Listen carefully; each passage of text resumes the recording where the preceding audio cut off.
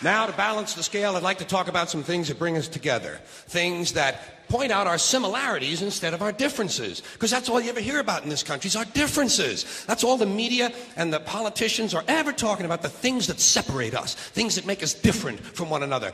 That's the way the ruling class operates in any society. They try to divide the rest of the people. They keep the lower and the middle classes fighting with each other so that they, the rich, can run off with all the fucking money. Fairly simple thing, happens to work. You know, anything different, that's what they're going to talk about. Race, religion, ethnic and national background, jobs, income, education, social status, sexuality, anything you can do, keep us fighting with each other so that they can keep going to the bank. You know how I describe the economic and social classes in this country? The upper class keeps all of the money, pays none of the taxes. The middle class pays all of the taxes, does all of the work. The poor are there just to scare the shit out of the middle class. Keep them showing up at those jobs. Now, you probably noticed I don't feel about that war the way we were told we were supposed to feel about that war, the way we were ordered and instructed by the United States government to feel about that war. You see, I tell you, my mind doesn't work that way. I got this real moron thing I do. It's called thinking. And I'm not a very good American because I like to form my own opinions. I don't just roll over when I'm told to. Sad to say, most Americans just roll over on command. Not me. I have certain rules I live by. My first rule, I don't believe anything the government tells me. Nothing.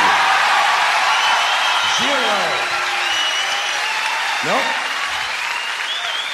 And I don't take very seriously the media or the press in this country, who in the case of the Persian Gulf War were nothing more than unpaid employees of the Department of Defense, and who most of the time function as kind of an unofficial public relations agency for the United States government. So I don't listen to them, I don't really believe in my country, and I gotta tell you folks, I don't get all choked up about yellow ribbons and American flags. But there's a reason. There's a reason for this. There's a reason education sucks, and it's the same reason that it will never, ever, ever be fixed. It's never going to get any better. Don't look for it. Be happy with what you got.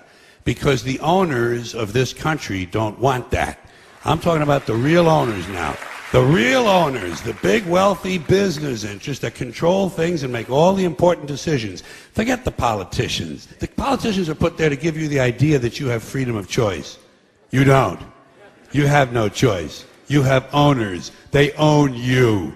They own everything. They own all the important land. They own and control the corporations. They've long since bought and paid for the Senate, the Congress, the state houses, the city halls. They got the judges in their back pockets. And they own all the big media companies, so they control just about all of the news and information you get to hear. They got you by the balls. They spend billions of dollars every year lobbying to get what they want. Well, we know what they want. They want more for themselves and less for everybody else. But I'll tell you what they don't want. They don't want a population of citizens capable of critical thinking. They don't want well-informed, well-educated people capable of critical thinking. They're not interested in that. That doesn't help them. That's against their interest. That's right.